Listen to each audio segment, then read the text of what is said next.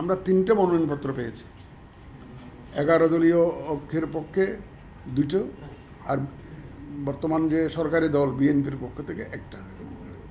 বিএনপির ক্যান্ডিডেট হচ্ছে মির্জা ফখরুল ইসলাম আলমগীর, আর 11 দলীয় ঐক্যের পক্ষে আপনার ডক্টর অলি আহমদ বীর বিক্রম।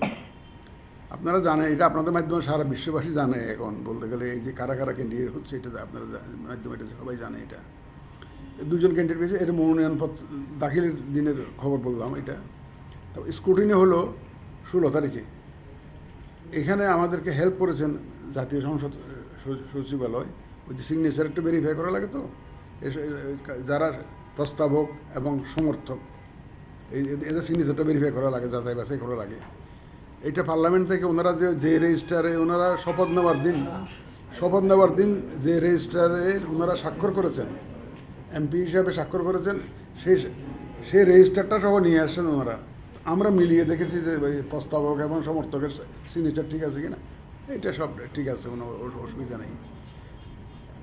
তাহলে আমরা 3টে ভ্যালিড মনোনয়ন পেয়েছি। 11 দলীয় ঐক্যের 2টো ভ্যালিড, এবং সরকারি দল যে বর্তমান বিএনপি ওনাদের মনোনয়নটাও ভ্যালিড। 3টে মনোনয়নটাও ভ্যালিড পেয়েছি। এখন উইথড্রয়ালের দিন গতকালকে ছিল বোধ 18 তারিখ উইথড্রয়ালের দিন কেউ উইথড্র করে নাই। এখন একটা কথা আছে এখানে, যারা 2টো নমিনেশন পেপার সাবমিট করেছে, একটা যদি ভ্যালিড হয়ে যায় আর একটা রিডান্ডেন্ট হয়ে যায়, ওটা না দিলেও চলে। তো কারণ আমি যদি 2টা নমিনেশন ফাইল করি, একটা যদি ভ্যালিড হয়ে যায়, আমার তার দ্বিতীয়টার দরকার নেই। একই ব্যক্তি যদি পক্ষে যদি 2টা নমিনেশন পেপার ইয়ে হয়, তাহলে আমরা একটা বাদ দিয়ে 2টো ভ্যালিড নমিনেশন থাকলো, এবং যেটার উপরে ভোট হবে পার্লামেন্টে।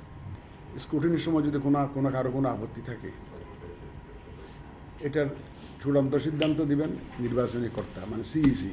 উনি যা সিদ্ধান্ত দিবেন এটাই ফাইনাল। ভোটের ফলাফল যেটা ঘোষণা হবে, ওই যে 2টা থেকে 5টা পর্যন্ত ভোট হবে। তো ভোটের পরে তো আমরা ওখানে ইনস্ট্যান্টলি গোনা শুরু করবো। গোনার পরে রেজাল্ট যেটা আমি অ্যানাউন্স করবো অ্যাজ নির্বাচনী কর্তা, that is final as per law. সুতরাং ওইটা আমরা ভোটের পরপরই আমরা কাউন্টিং করে ওখানেই আমরা ঘোষণা করে দেব। পরে আমরা এখানে এসে হয়তো দিনই গ্যাজেট করে দেবো। এটা আমাদের প্ল্যান ওইটাই।